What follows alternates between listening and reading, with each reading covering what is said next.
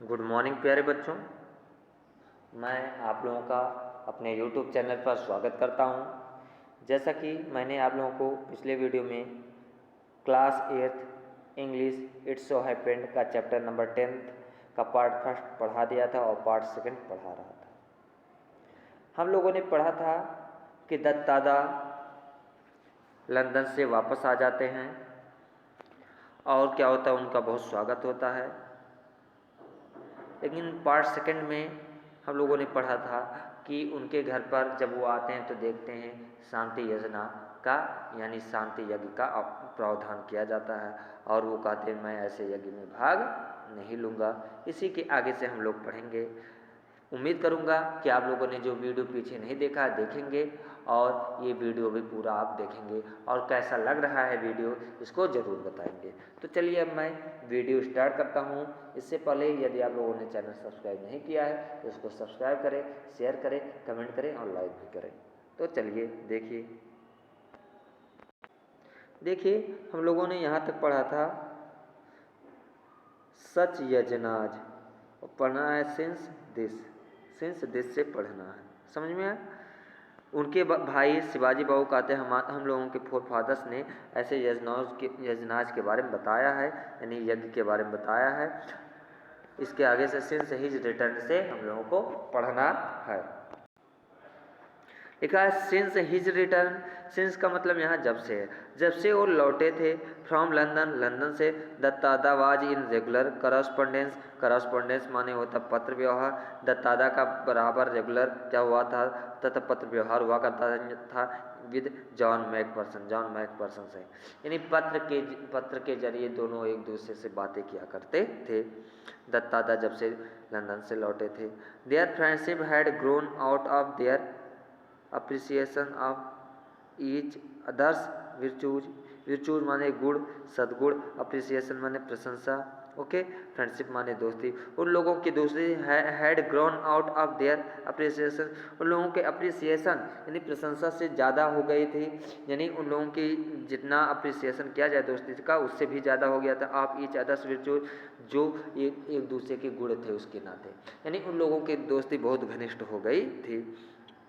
Sir John admired Dattada scientific outlook माने दृष्टिकोण। Sir John क्या थे? एडमायर माने प्रशंसा करना और साइंटिफिक माने वैज्ञानिक। क्या था? सर जॉन दत्तादा के वैज्ञानिक दृष्टिकोण की प्रशंसा करते थे। While the latter admired the farmers discipline and efficiency.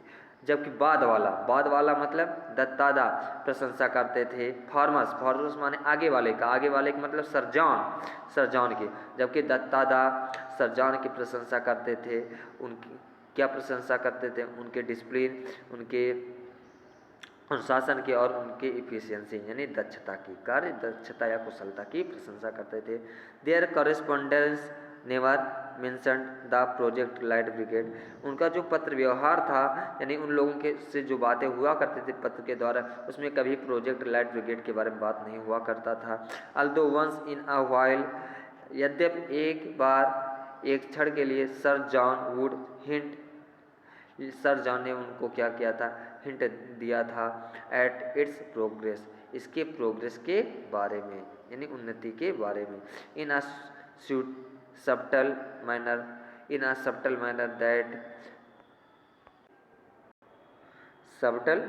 that दत्तादा would understand, okay. Subtle manner का मतलब सूक्ष्म तरीके से यानी बहुत हल्का सा हिंट देना।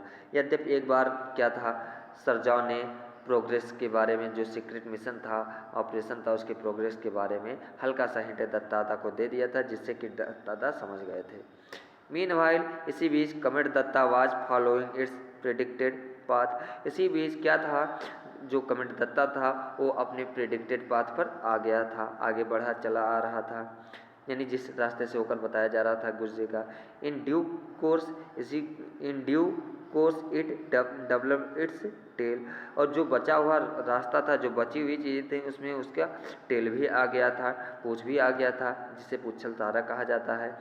इट सर्किल्ड राउंड, ये गोल था सर्किल्ड राउंड, ये गोल घूम रहा था। द सन द सन के इस सूर्य के चक्कर लगा रहा था, विदाउट ब्रेकिंग अपार्ट, बिना टूटे हुए एक भी हिस्सा। नॉट डिड इट इवेपरेट, और ना तो ये क्या हुआ था, इवेपरेट हुआ था, अवशोषित हुआ था। ओके, यानी सूखा था। इवेपरेट माने सूखना, अवशोषित होना, ये सब होता। समझ में?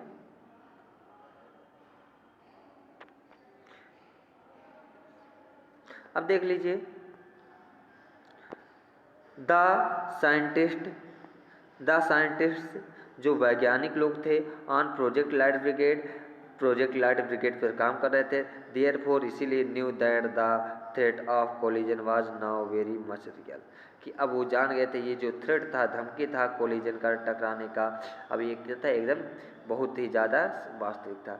अब इसलिए चूंकि क्या था, कमेट दत्ता ना तो अपने पाथ को चेंज किया, ना कोई खंड टूटा, ना तो इवेपरेट हुआ यानी सूखा, तो इससे सब लोग जान गए कि ये जो कोलिजन होने वाला है एकदम सत्य है। In the middle of October के बीच में, in the middle of October Dattada got a letter from sir John, अक्टूबर के बीच में दत्तादा को जो है सर जॉन का एक और लेटर मिला।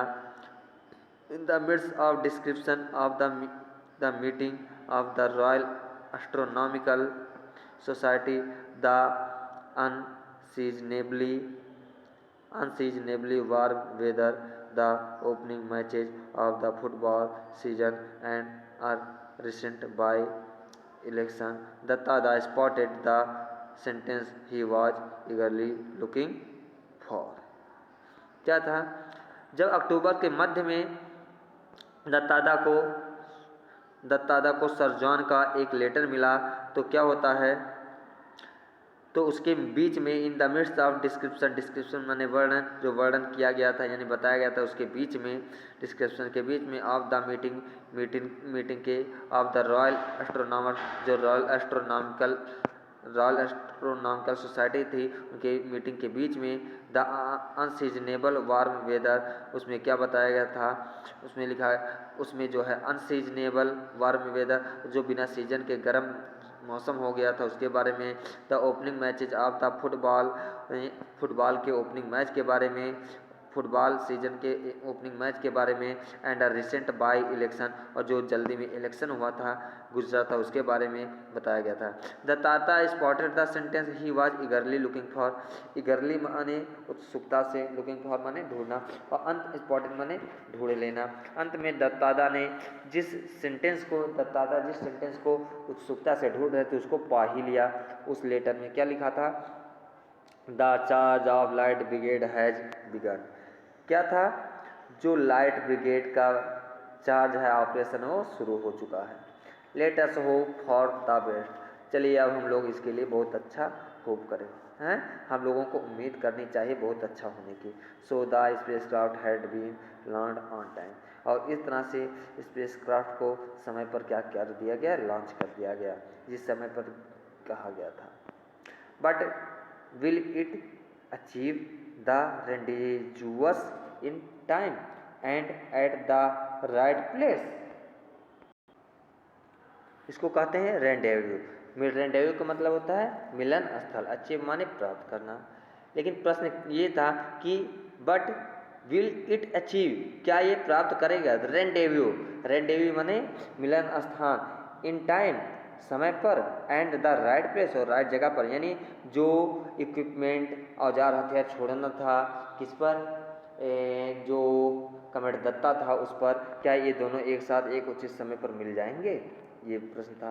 Will the remote control detonation work, क्या रिमोट कंट्रोल डिटोनेशन काम करेगा। डिटोनेशन माने क्या होता है, विस्फोट, यानी दूर से ही जो विस्फोट किया जाएगा वो काम करेगा।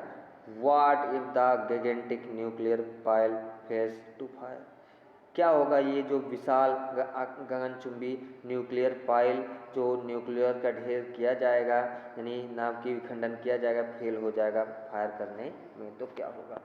The S could not share his anxieties with anyone around him, Dattada अपनी इस उत्सुकता को, चिंता को, एंग्जाइटी माने चिंता को किसी और से जो उन लोगों उनके चारों तरफ थे, आसपास थे, उनसे शेयर नहीं कर सकते थे।